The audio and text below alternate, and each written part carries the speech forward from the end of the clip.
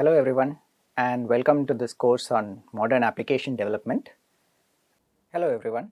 We are now getting to one of the more advanced topics or towards the end of this course on modern application development part 1. Right? And in some sense the topic that we are covering in these lectures, which I have titled Beyond HTML, is essentially something which as an app developer you need to know, but on the other hand is also something which does not directly impact the development of your application. It is more important from the point of view of understanding what comes next. So far you have been working with the basics of HTML, CSS, but nowadays applications are much more dynamic and there are a lot of ways in which you can create more interactive and more user friendly applications. And in some sense, as you move forward in the area of application development, that's the direction in which you're going to go.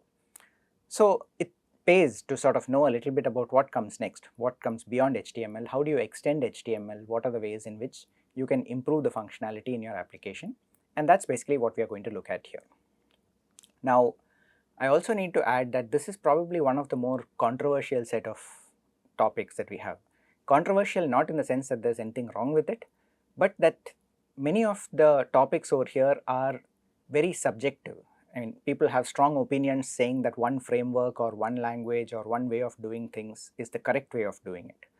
On the other hand, the approach that we have tried to take in this course is that we cannot really teach you all possible frameworks, and there is no such thing as the best possible framework for the simple reason that different people have different styles of writing code.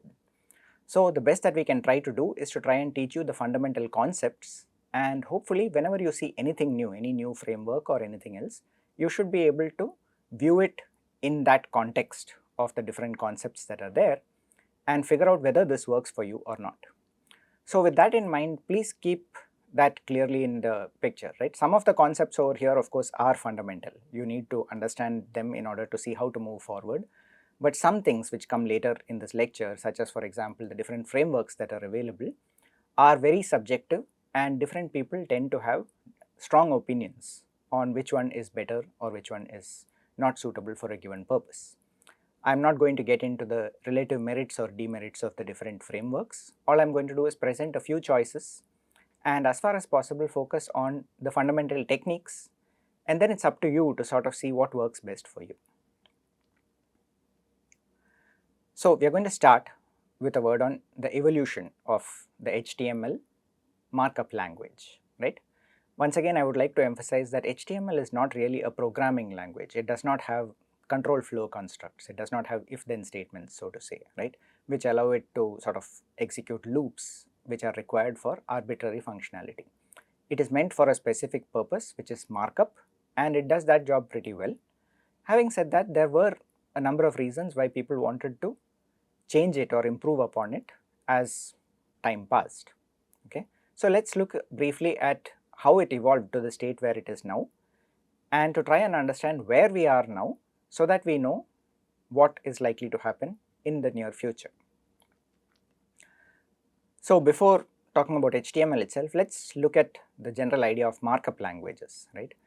Now the idea of markup, which is to say that you add some specific lines or text somewhere within the text of a document, right, and those specific tags or keywords are interpreted in a certain way and convey meaning, right, either to the reader or to some kind of another application which could then look at those tags, understand that you wanted to emphasize or itemize certain points over here, right, some information which is over and above what is clearly present from just the text itself.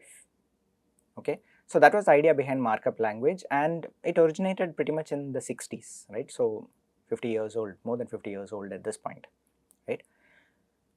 Mostly it was used for typesetting and for some document management systems. One of the bigger developments in this area was a document management system at IBM, and one of the people who developed it is generally considered one of the major forces behind the development of markup languages in general. The problem that happened, of course, was just like any new technology, there was nothing standardized about it. Each person who sort of investigated this topic came up with some ideas of their own, and depending on your target audience, were you writing were you trying to create something for coders or programmers, or was it for publishers who are trying to bring out magazines, newspapers, something of that sort, or was it for academics, right? I mean, who might be interested in, for example, mathematical equations, right? Figures, typesetting with different fonts, putting things in 2 columns suitable for journal publications and so on, right? Depending on your target audience, there were different needs that were being addressed by the markup languages. On top of that, there were different output media also, right? One was, of course, the most popular one was probably just print. That is to say, you needed to have A4 or letter size paper onto which you needed to print out the information. On the other hand, you might be also targeting newspapers, which have a different structure and different page size. Or you might be looking at some kind of brochures, or you might be looking at something completely electronic, right? Electronic media in the 60s was not as prevalent as it is now, but even then it existed, right? So depending on the target output, you might have different requirements for your markup, right? And one of the important criteria that people were thinking about in terms of markup languages was, there is this concept of machine readability, right? Meaning that the markup is there not just to tell a human being what you are trying to do, but also to indicate to the machine what the different parts of the text correspond to, so that the machine, the computer, could automatically, for example, from a document, extract a table of contents, right? Things of that sort could be done if your markup was good. So the first sort of standardized approach to this was something called SGML, right? Well, maybe not the first, but definitely one of the biggest pieces of work in this direction, right? SGML stands for Standard Generalized Markup Language. It was meant to be a basis from which any markup language could be developed or designed, right? In other words, it was sort of a meta language. What I mean by that is, you would not normally just say that, okay, I have written a document in SGML. I mean, like for example, you would say that I have written a document in HTML. That makes sense, but it does not really directly make sense to say that I have written a document in SGML, because SGML does not specify exactly which tags are allowed to be used. In particular, it allows you to create tags of your own, okay? And what kind of tags are being used is ultimately defined by something called a document type definition, right? So this DTD was a very important part of SGML. I say was, but SGML still exists and is used in various places. So it still is an important part of how you think about such markup languages, okay? And ultimately the thing was that people were able to define a variety of SGML applications, okay? So what's an SGML application? It basically says that this document which follows this application would have a certain set of tags and needs to be processed in a certain way. So this is how you understand what this particular document corresponds to, which means that a compiler or some other program could then process that document and create output which would either be suitable for another program to take or for a human being to read, okay?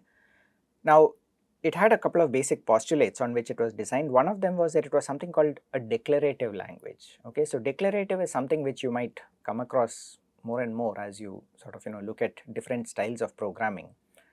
And declarative programming has an interesting idea. It basically says that you want to tell what you expect the output to be, not how you want that output to be created, okay? So the difference is essentially saying that if you just go and tell somebody, I would like something like a magazine cover with a large headline and a picture on the front, okay?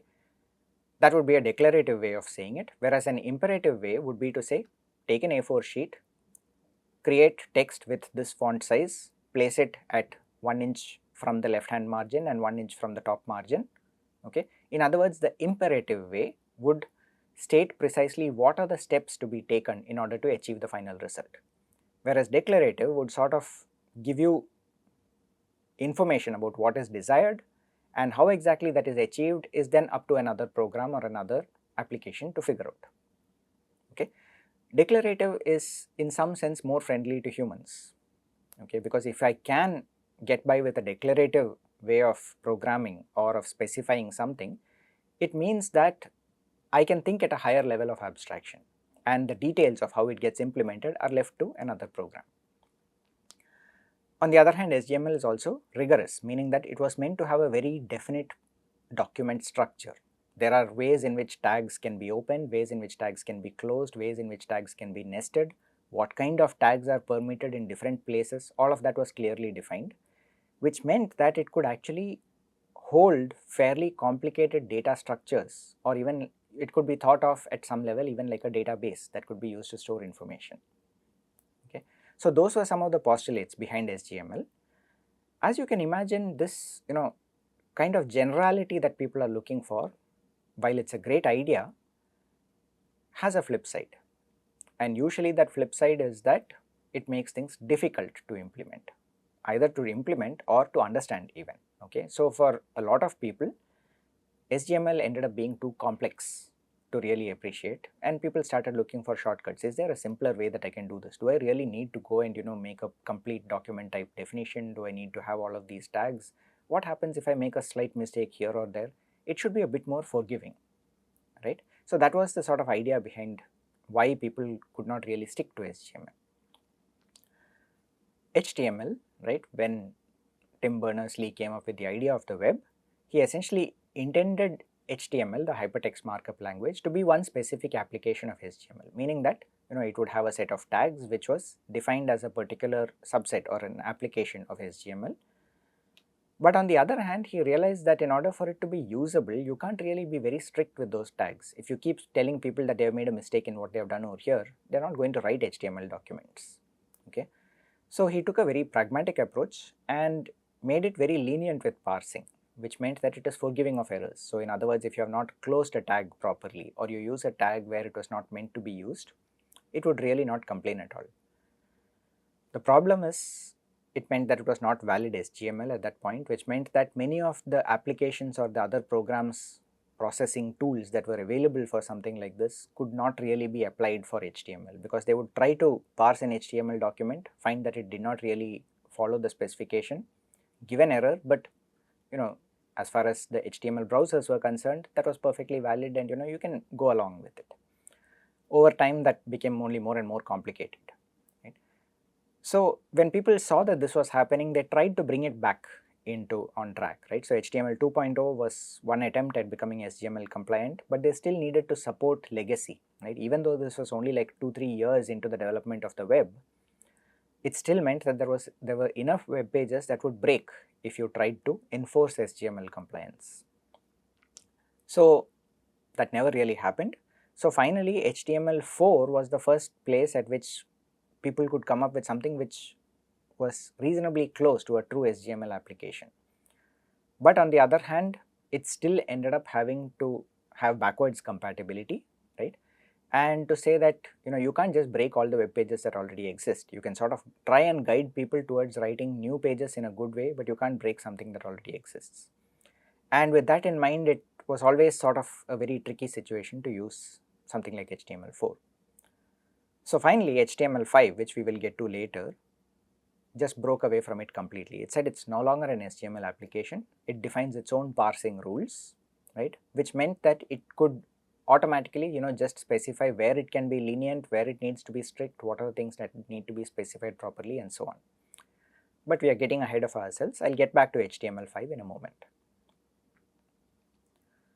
So somewhere along this line, people started to realize that SGML is getting too complex, right? I mean, it's difficult for human beings to understand it beyond a point. So then they came up with this thing called XML, which is an extensible markup language. Once again, based on SGML, it allowed you to define custom tags and multiple applications once again, right? Similar to what SGML does. It had a strong focus on simplicity, right? At the same time, also on generality, which means that it should be usable in many different contexts, and usability. Okay, so that it got to the point where essentially it started taking out the more difficult parts of SGML and making it a bit more of a pragmatic approach, right? A practical approach to implementing things. Something where you say, okay, this might be the right way of doing it, but it's just difficult to use, so no, people are not going to do it. Let's make a bit of a compromise over here, right? Don't completely compromise and say people can do anything, but at least simplify it a little bit so it becomes easier to use. XML is nice, it is both human readable as well as machine readable, and is in fact used for conveying information between machines as well as it is readable by humans at least, right? It's not normally used for conveying information between humans, but is at least readable and writable if needed. It's well structured and can be used to represent complex data relationships and so on. Okay, there are several examples of XML currently in use, right? One example is, you might have come across this notion of RSS feeds, right? RSS is basically really simple syndication or something like that. Essentially, the idea behind syndication is that anybody who, for example, is publishing, let's say, a blog or something where they post items regularly, would like to have make it easy for other people to know that they have updated their website. Okay, and as a user, I might want to know when, for example, somebody whose writing style I like has updated their website.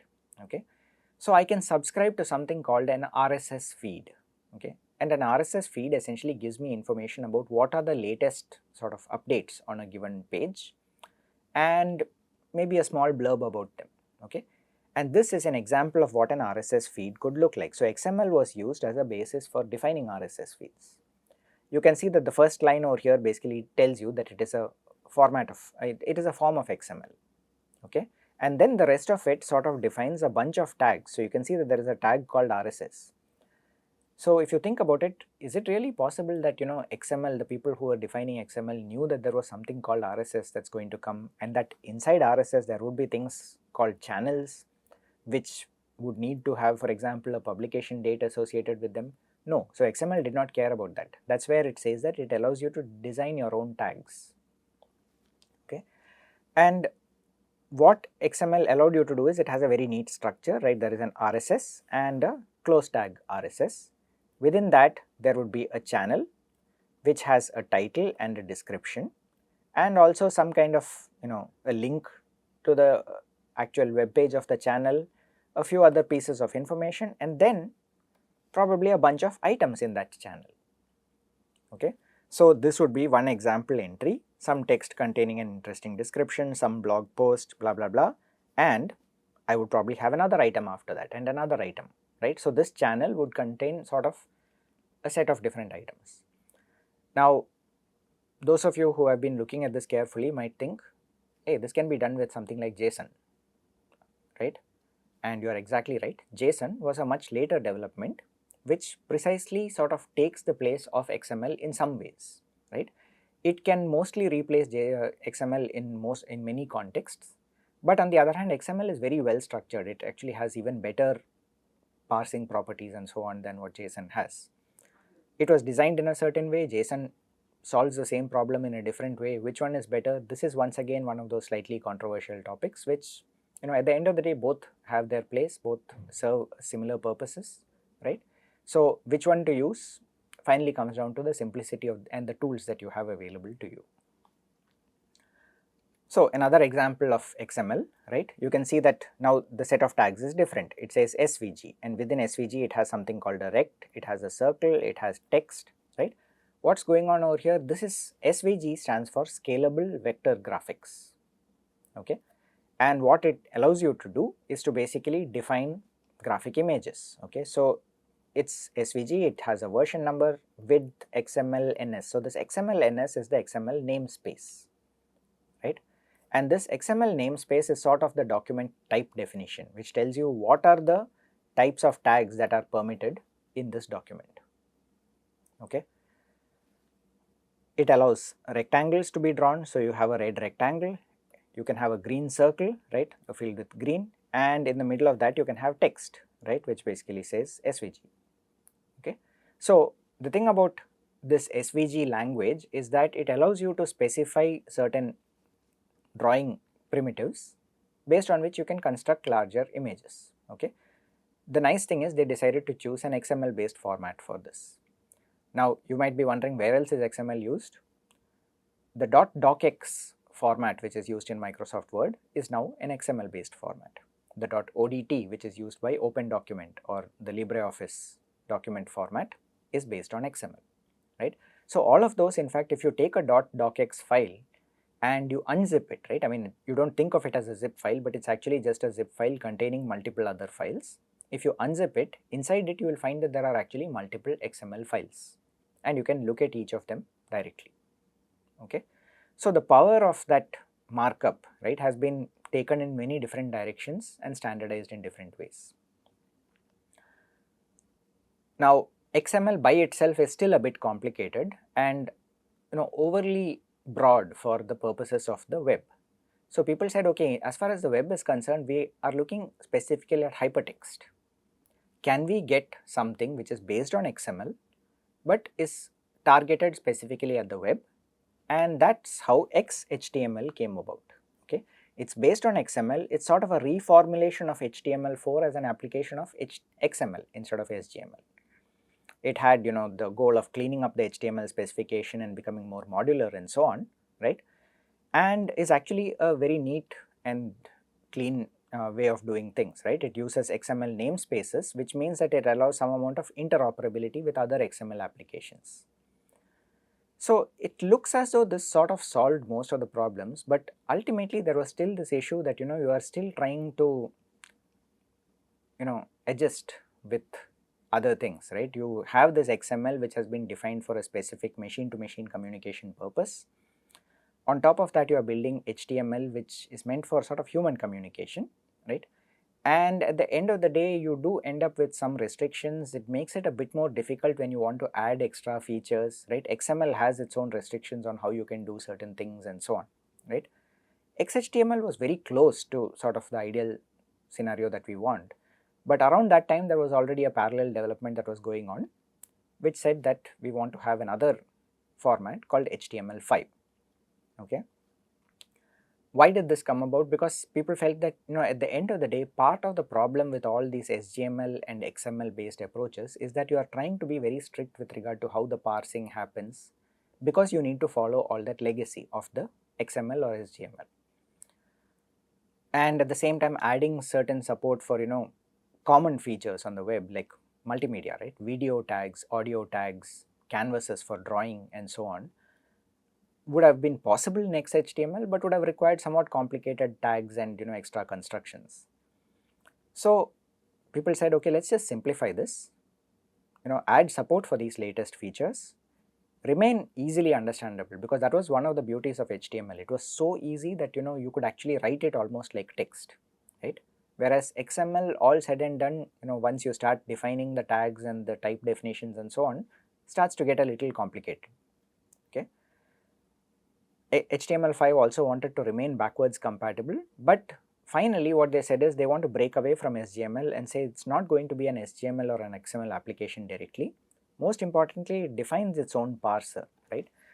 So unlike SGML and XML, where the parsing, that is to say how you read the document and how you interpret the document, is very strictly defined, HTML from the beginning was never like that.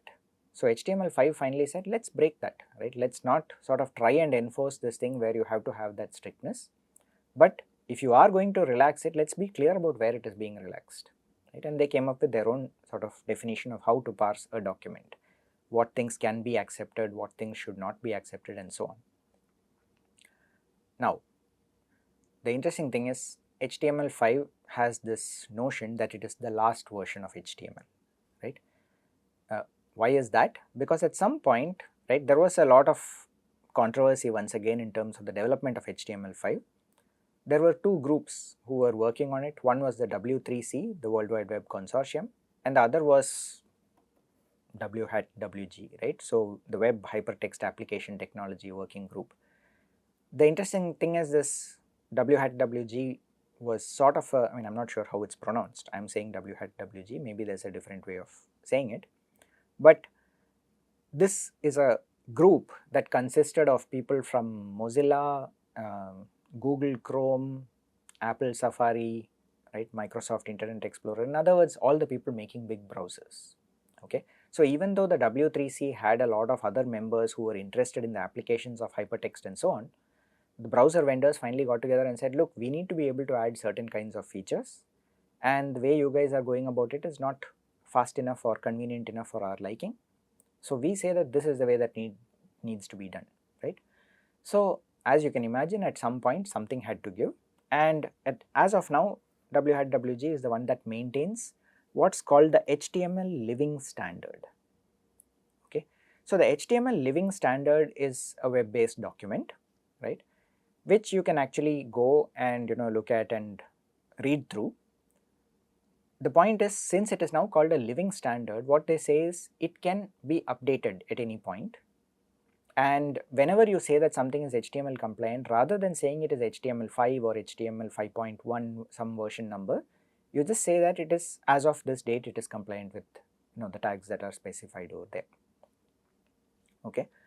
So that's the sense in which HTML5 is the last version of HTML. It's not that everything about HTML is perfect, but at some level they have basically decided that we have got most of the things right, let's standardize on this. And then comes the question, how do you extend it? Okay, that is to say, how do you, what if you come across some new requirement which needs a new tag, right? How do you add new features? That's where they brought in this notion, which at least in other domains is usually called software defined, right? Where basically what you say is that I should be able to define new features to my language or my application through some software constructs. Okay. In this case, it allows new tags to be added through the use of JavaScript. Okay. What is JavaScript? We'll once again go through that in a little bit more detail, but the important point is there is a mechanism that is defined for extending tags. And you can in fact define so-called custom elements, okay, through an API. What's an API? An application programming interface, which basically means that the browser needs to support that API. What that in turn means is, as long as the browser understands what these JavaScript function calls are telling it to do, the browser will be able to then execute that JavaScript, then look at a tag and say, okay, now this is what this tag is trying to display on the screen, and this is how I should do it. Okay. It's a very powerful mechanism. Arbitrary functionality is possible because you have now linked a complete programming language, right, into the problem of defining new tags, which means that you don't need to add any new tags into the standard, right, and whoever wants to can define tags of their own. Okay. This of course also leads to problems, right, and the basic fundamental problem you might think about is, now this means that anyone can define a tag, right? If I want to, I can define a new tag of my own. Now, is that a problem? If it's only on my own website, it's not. But it means that the semantics of tags may not be well thought out. Okay. Why is this important? Now, imagine that you are trying to write a web search engine, right? The next competitor to Google. What does Google do? It reads through web pages and it extracts semantic information from the page. So, the page might have, for example, keywords, or it might have a title, it might have H1 headings, H2 headings, and some other things, quotes. Based on all of that, Google is able to extract certain information about it. What does the table of contents look like, right? What are the keywords? What is the main sort of gist of this page? That can be extracted from the structure of the page. If I define my own tags, there is no way that a search engine really knows what my H1 tag means. Okay, it doesn't know that it's a heading anymore, right? So that can lead to a lot of problems. Anyway, so the bottom line is that in order for this particular way of extending HTML to work, JavaScript becomes a requirement. Okay. So what is JavaScript? Why do we need it? What do we understand from it? That's something that we need to at least have a very brief refresher on, and we'll talk about that in a little bit of detail.